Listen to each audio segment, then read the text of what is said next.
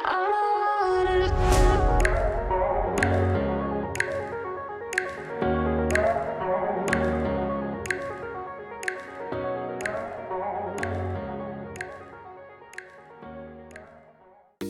friends, good to see you again. Thanks for coming back. And if it's your first time here, welcome. A lot of people thinking about new construction still. There's some great opportunities out there, but definitely some things to bear in mind and know about. We've been in a rising market with solid home appreciation and low interest rates. So the past few years, there's been a lot less intense focus on some of the parts in these contracts that are currently probably the most important.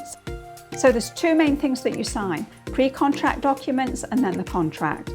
So what is the pre-contract? There's a bunch of information in there, typically about 20 or 30 pages. It'll tell you things like what landscaping you get with the property, that the title company they're going to use is one that the builder owns.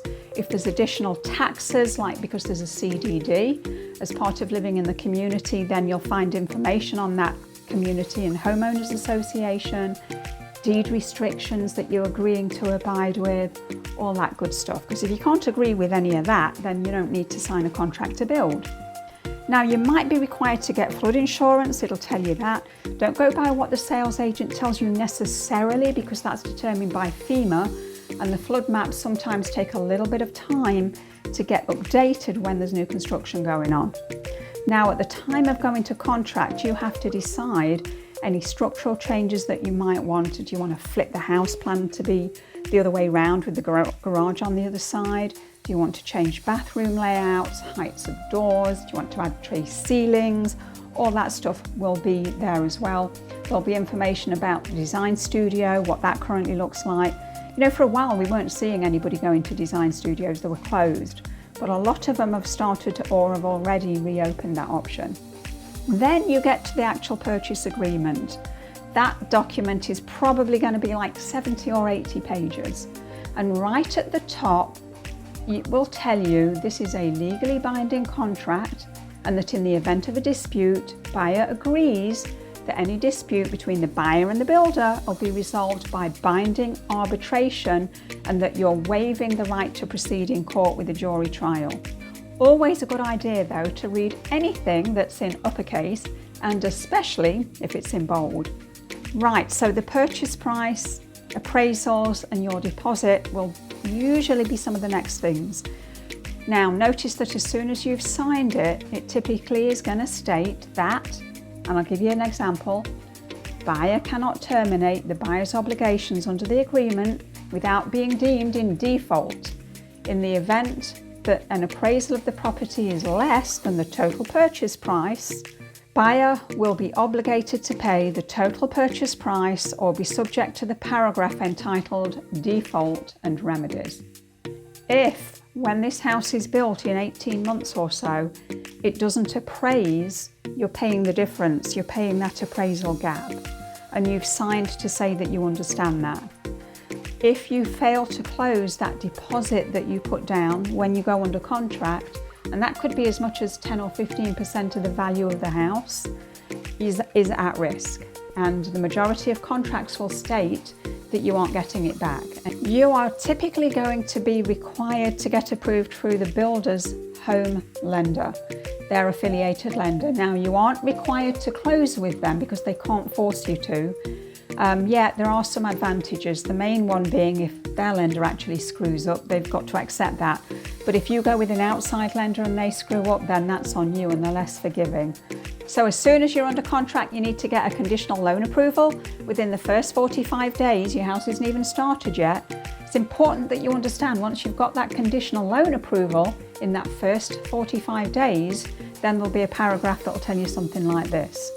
Upon termination of the conditional loan approval contingency, buyer will no longer have the right to receive a return of the deposit pursuant to this provision, even if buyer is subsequently unable to satisfy any conditions necessary to fund the loan, or buyer is unable to obtain final loan approval.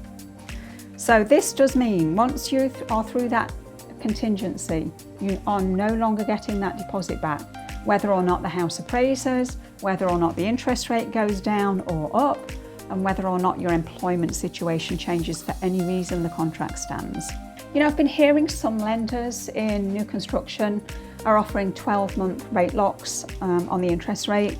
Building times are still extended past that though, so it's a little bit squirrely and it's harder to predict than normal times. Now obviously we've just had a very large shift in the mortgage rate since February, but we don't know what's ahead. Are we going to get to 8%, 9%? Usually there's a section then about home inspections and construction time and the time frame for all of that.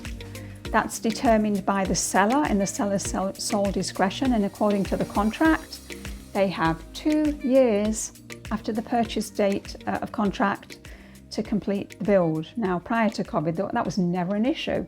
No one was ever really concerned about it taking any longer than about 8 months. We always advise you to do an independent home inspection, get that completed. There's usually a section that allows for that, but note that it does say typically that whatever the home inspector finds is not a basis for you to cancel the purchase agreement or delay closing. Next, there'll be a section about additional provisions in the contract. So typically that's going to be telling you, for example, that the sales agent in the model home only represents the seller. Yeah, we've heard that right. And not the buyer, and not to take any claims made by their sales agents as facts. You have to go with what's in writing. After that, usually it's the beginning of the addenda, which would be things like the model home you've chosen, which model you're building, which elevation it is, what structural options you've chosen, and when you need to do things like timelines, like visiting the design studio. Most of the time, everything goes according to plan, everyone's happy, and we want that for you too. Thanks for watching. We hope that you like and comment on the video. We look forward to seeing you on the next one, and reach out if we can help you with anything. See you later.